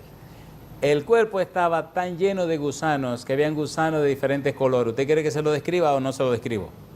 No vale la pena, no vale la pena. Le estoy diciendo esto porque hay que ver cuántos gusanos tenía Lázaro cuando Cristo llegó. ¿Estaba dañado o no estaba dañado? A ver, ¿sí o no? Sí. ¿Qué había que hacer con Lázaro? Una nueva creación. Me gusta cuando Cristo le dice a los discípulos, nuestro amigo Lázaro ha muerto y me alegro por vosotros. ¿No se ha preguntado usted por qué Jesús dijo eso? Mi pregunta. ¿Patinaba la fe de los discípulos? Sí. ¿Sí o no? Sí. Al punto que cuando Jesús le dice, nuestro amigo Lázaro ha muerto, le decía, nuestro amigo Lázaro duerme. Si duerme entonces se sanará. Y entonces tú dices, esto sí tan tapadito. Mira, Lázaro ha muerto. Y me alegro por vosotros, más yo voy a despertarle. ¿A qué iba Jesús? ¿Tiene Cristo poder para despertar los muertos? Sí. ¿Resucitar los muertos? Sí. ¿Tiene o no tiene poder? Sí. ¿Se recuerda usted el hijo de la viuda de Naín? ¿Estaba muerto o no estaba muerto? Sí. La hija de Jairo, ¿cómo estaba? Muerto. Pero este Lázaro estaba ¿cómo? Bien muerto, compadre. ¿O no? Sí. ¿Cuántos días tenía ya? 4. ¿Cuántos días esperó Jesús? 4 días. Y cuando llegaron, ¿qué le reclamó Marta? Si tú hubieras estado aquí, mi hermano no muere. ¿Y qué le reclamó María? Si hubiera estado aquí, mi hermano no se muere. ¿Y qué dijo la gente? Y este no podía haber ayudado y que... Pregunta, ¿dice Jesús lloró o no lo dice? Pregunta de examen. ¿Por quién lloró Jesús? ¿Por Marta? ¿Por María? ¿Lloró por Marta o por María? ¿Lloró por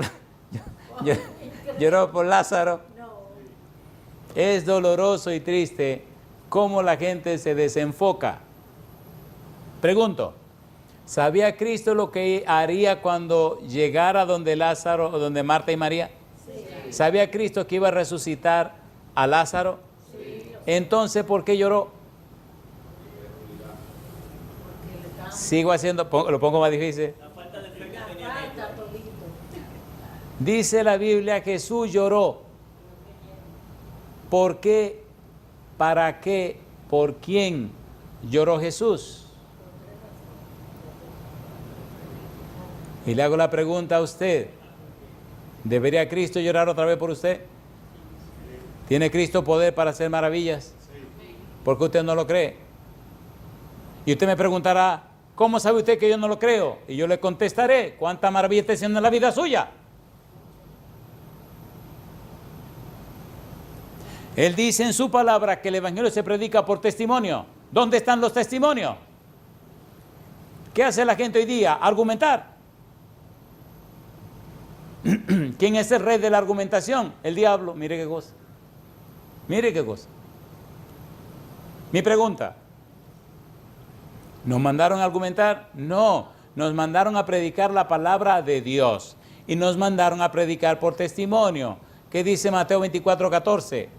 Y será predicado este evangelio, ¿por qué cosa?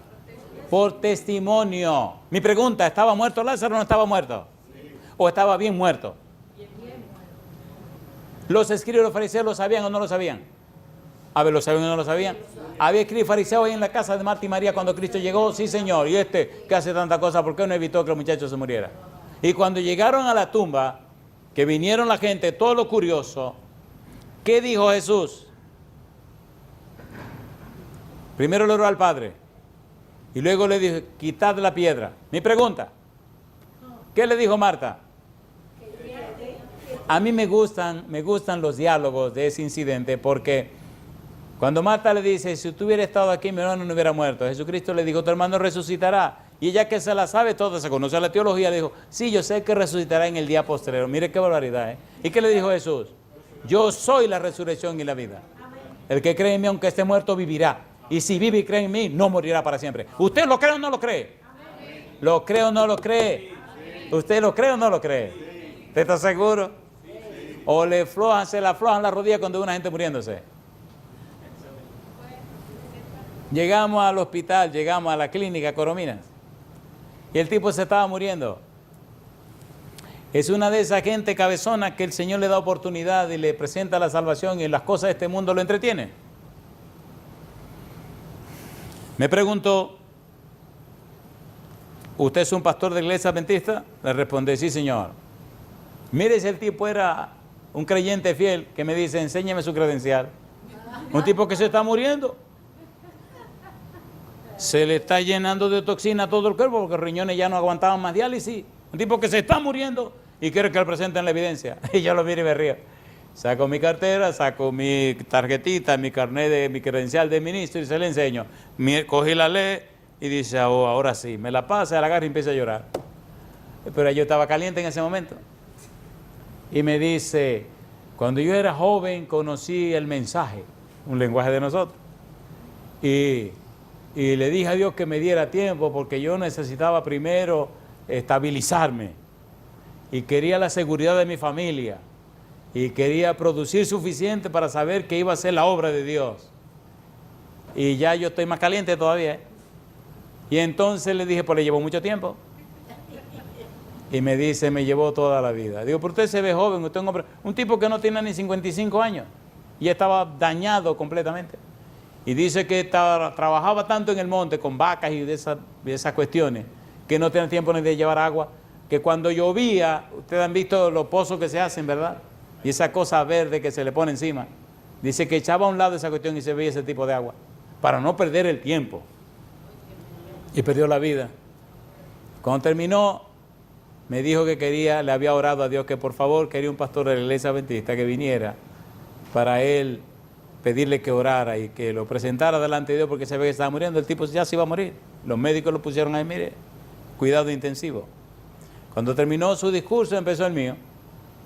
Y entonces él dijo sí a todas las cosas que le pregunté. Y le dije, ahora vamos a orar. Oramos. Cuando terminé de orar, así sereno y calmado, le dije, bueno, mi amigo, usted puede morirse en el momento que usted quiera. Ya usted está presentado delante de Dios. ¿Qué pasó con el ladrón en la cruz? A ver, ¿qué pasó con el ladrón en la cruz? Me refiero al ladrón que le creyó a Jesús, no al otro. ¿Qué le dijo el ladrón a Jesús? Señor, cuando vengas en tu reino, ¿qué cosa? Acuérdate de mí. ¿Qué le contestó Jesús? De cierto te digo hoy, estarás conmigo en el paraíso. Mi pregunta, ¿iba a estar ese día Jesús en el paraíso? No, iba a estar en la tumba. Pero, después que Cristo resucitó, ¿subió al cielo? Sí. ¿Qué le dijo a María? No me toques, que aún no he subido a mi Padre. No he subido a mi Padre, a vuestro Padre, a mi Dios, a vuestro Dios. Pero después que fue y presentó todos los asuntos, ¿regresó o no regresó? Y entonces se reunió con los apóstoles, ¿sí o no? Sí. ¿Lo tocaron o no lo tocaron? Sí. ¿Lo tocó Tomás o no lo tocó? Sí. ¿Comió con los discípulos o no comió? Había realizado su obra, estaba confirmado que había completado su obra, que había triunfado.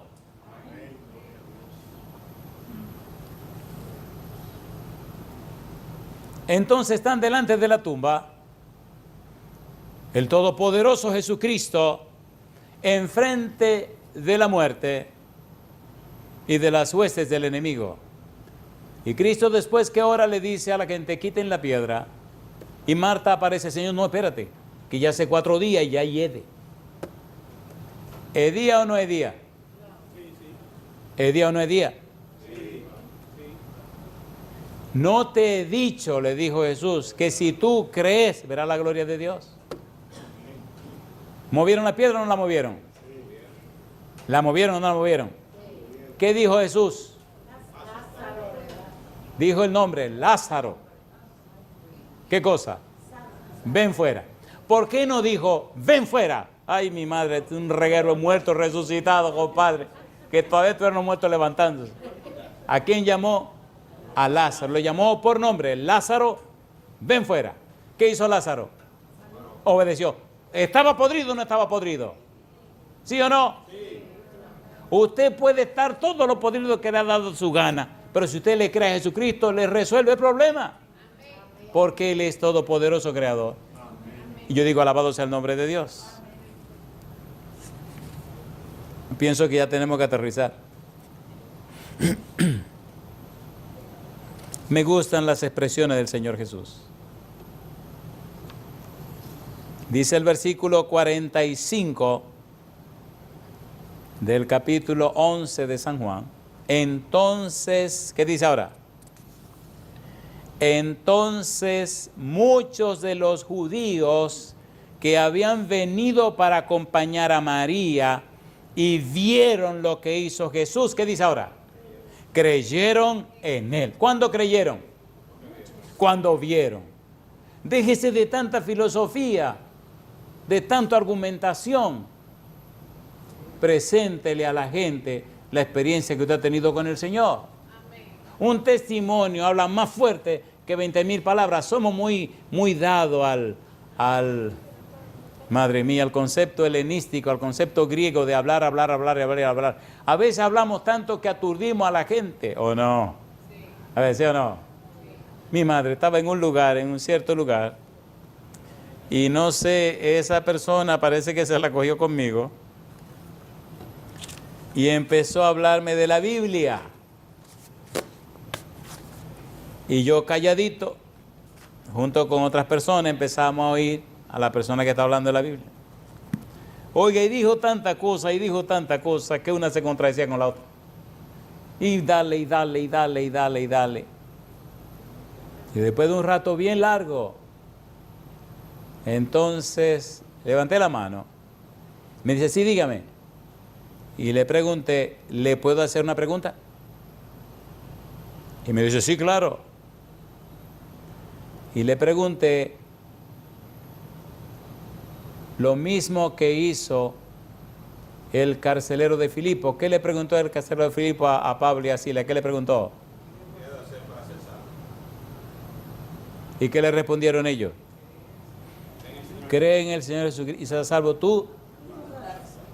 ¿Creyó el carcelero? ¿Lo bautizaron esa noche? ¿Se entregó al Señor? ¿Era un pagano? ¿Le creyó a Dios? Y la persona me respondió correctamente.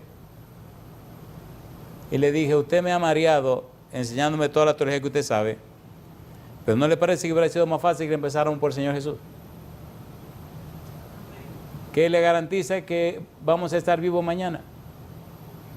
Resolvamos hoy con el Señor Jesús. Mi pregunta para usted, ¿es Elohim un nombre plural, sí o no?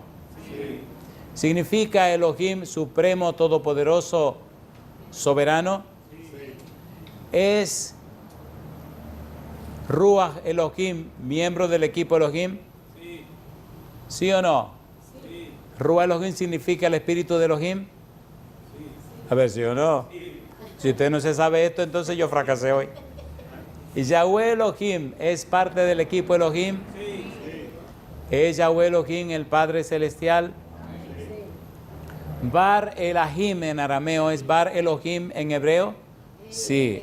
¿Es Bar Elohim el Señor Jesús?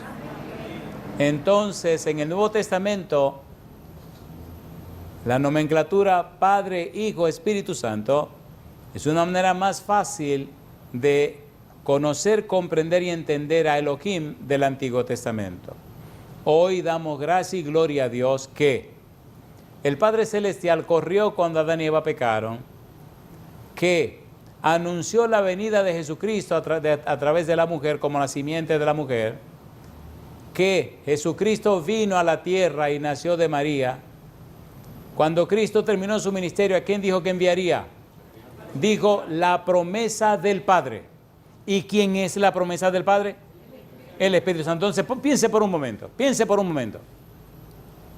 Jesucristo termina su trabajo. Dice, voy a mi Padre y a vuestro Padre, a mi Dios y a vuestro Dios. ¿Lo dijo o no lo dijo? Sí. ¿Qué dice Juan 14, 1 al 3? No se turbe vuestro corazón, creéis en Dios, creed también en mí. En la casa de mi Padre muchas moradas hay. Si así no fuera, yo os lo hubiera dicho. Voy pues a preparar lugar para vosotros, y si me fuera y a preparar lugar, vendré otra vez, os tomaré a mí mismo, para que donde yo esté, vosotros también estéis. ¿A dónde iba él? ¿A dónde su Padre? Le dijo Jesús, no le dijo, versículo 16, 17, que enviaría el otro consolador. ¿Lo dijo o no lo dijo? Entonces, estoy aquí, voy para donde mi Padre, pero no se preocupen, vamos a enviar la promesa de mi Padre, que es ¿quién? El Espíritu Santo. Cuando Cristo se va, 10 días después, ¿qué pasa en Pentecostés? ¿Quién se derrama? El Espíritu Santo. Cuando Cristo ordenó el bautismo, dijo, ustedes van a bautizar a la gente en el nombre del Padre, del Hijo y del Espíritu Santo. Entonces, ¿por qué tanto lío con el Espíritu Santo? Yo termino con una pregunta. Amigo, amiga, ¿necesitamos conocer nuestro mensaje? ¿Sí o no? ¿Necesitamos conocer la palabra de Dios? Recuerde que todavía de Elohim deberíamos ver Elohim en su trono, el Padre tiene un trono, el Espíritu Santo tiene un trono y Jesucristo tiene un trono. Deberíamos ver entonces en el Nuevo Testamento el equipo o miembro de la deidad, para entonces entender lo que significa uno es, o la Shema Israel, de Deuteronomio capítulo 6, versículo 4, cuando dice, oye Israel, Jehová nuestro Dios, Jehová, uno es. Y venir al Nuevo Testamento y entonces ver lo que significa en San Juan capítulo 17, versículo 21 al 23 de adelante, donde Cristo dice, Padre, yo en ellos y tú en mí, para que seamos una sola carne, una sola cosa. ¿Qué significa uno? En el Antiguo Testamento, uno, Ejad, significa unidad. Significa con el mismo fin, la misma meta, el mismo propósito. Y ahora en el Nuevo Testamento encontramos la belleza de ser uno con el Padre y uno con el Hijo y uno con el Espíritu Santo para el cumplimiento de la misión. Y termino con usted diciendo, oiga, ¿le gustaría ser uno con el equipo Elohim? Amén. ¿Para el cumplimiento de la misión? Sí. ¿Acepta usted que el Espíritu Santo lo llene con su presencia, le habilite y le capacite con los dones espirituales sobrenaturales para hacer una obra sobrenatural? Sí. Póngase en pie conmigo y oremos. Querido Padre, querido Dios, le damos gracias por darnos a Cristo Jesús. Le damos gracias por enviar su Espíritu Santo para que nos convenza de pecado, de justicia y de juicio. Amén. Le damos gracias por la obra del Espíritu Santo que nos habilita y nos capacita a través de los dones espirituales sobrenaturales para el cumplimiento de la misión. Le damos gracias, Señor, por su bendita presencia en nuestra vida. Le damos gracias por aceptarnos como colaboradores suyos en este programa de salvación de las almas. Hoy nos rendimos a usted. Le pedimos perdón por nuestra indiferencia y nuestra dejadez. Aceptamos su voluntad, cualquiera que sea. Le damos todo derecho legal espiritual para que el Espíritu Santo venga a nosotros y nos transforme de gloria en gloria a su imagen y bendita imagen. Lo pedimos, Señor, en el nombre de Jesús. Amén, amén, Señor. Amén. Dios le bendiga. Queridos hermanos, les agradecemos su fiel sintonía a esta programación y sobre todo porque hemos podido disfrutar de la compañía de nuestro buen Dios. Nuevamente les invitamos para que a las 5 de la tarde, hora de Panamá, puedan conectarse al culto joven, donde tendremos otro interesante tema y podemos seguir disfrutando de las horas del día de reposo. Dios les bendiga, mi familia, y yo les deseo un feliz sábado.